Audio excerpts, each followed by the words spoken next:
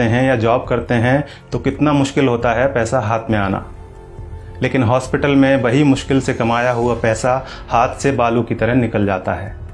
फिर भी हम सभी अस्पताल में जितना पैसा मांगा जाता है खर्च करते हैं। अगर किसी के पास पैसा नहीं होता तो वो उधार लेता है, लेकिन इलाज तो करवाता ही है।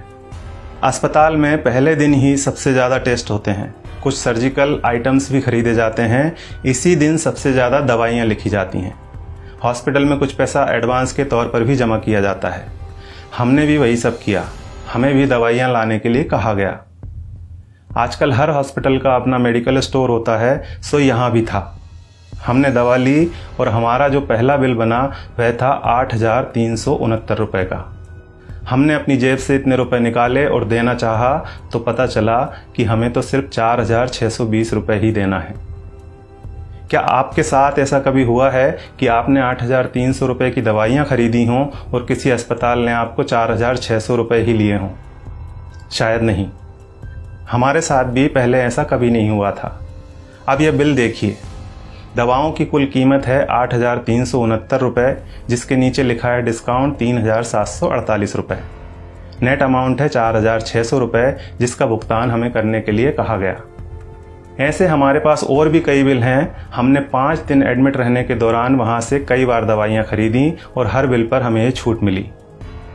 सबसे बड़ी बात यह थी कि ये डिस्काउंट हमें मांगने पर नहीं मिला था, यह बिना मांगे हमारे बिना आग्रह किए पूरे सम्मान के साथ हमें दिया गया था, क्योंकि ये डिस्काउंट वहाँ उनके बिलिंग सॉफ्टवेयर में ही फीड कर दिया गया है।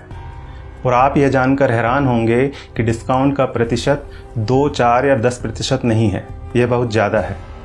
कुछ सर्जिकल और इंजेक्टेबल में डिस्काउंट 91% यानी 91% तक हैं, और जितने भी पेशेंट वहाँ एडमिट हैं सबको इसका लाभ मिल रहा है। अब आपके मन में सवाल उठ रहा होगा कि ऐसा क्यों?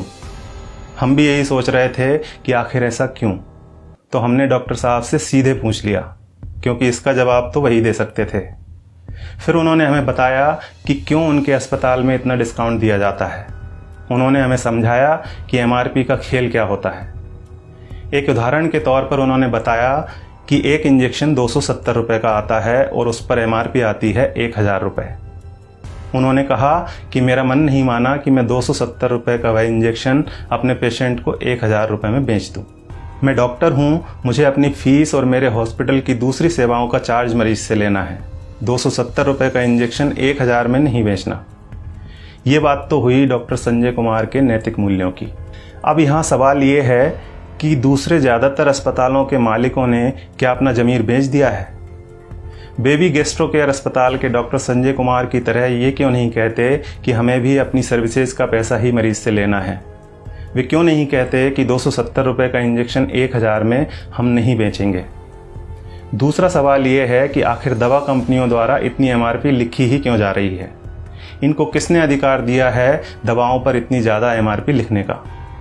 और आखिर में सबसे बड़ा सवाल यह है कि हमारी सरकार, हमारा स्वास्थ्य विभाग, हमारे प्रधानमंत्री और स्वास्थ्य मंत्री क्या कर रहे हैं? वे इस बात का संज्ञान क्यों नहीं लेते? क्या दवा कंपनियों द्वारा लिखी जा रही MRP पर अंकुश लगाना नोटबंदी या धारा 370 हटाने से ज़्यादा कठिन काम है? क्या इसे व्यवहार में लाना GST लागू करने से ज़्यादा मुश्किल है? अगर नहीं तो फिर क्यों दवा कंपनियों को इतनी छूट दे रखी है? उन्हें इस बात को संज्ञान में लेना ही चाहिए और जल्दी से जल्दी MRP पर अंकुश लगाना चाहिए। जब तक ऐसा नहीं होता है तब तक आपको और हमें अपनी आवाज़ उठानी ही पड़ेगी, और ये इतना मुश्किल भी नहीं है। हम सबको बस इतना करना है कि अगर 270 रुपये का इंजेक्शन हमें 1,000 रुपये में दिया जा रहा है तो हमें कहना है भैया 300 लगा लो, चलो भैया 400 ले लेना। इसके साथ ही एक काम और करना है, और वो ये है कि इस वीडियो को ज़्यादा से ज़्यादा शेयर करना है। धन्यवाद।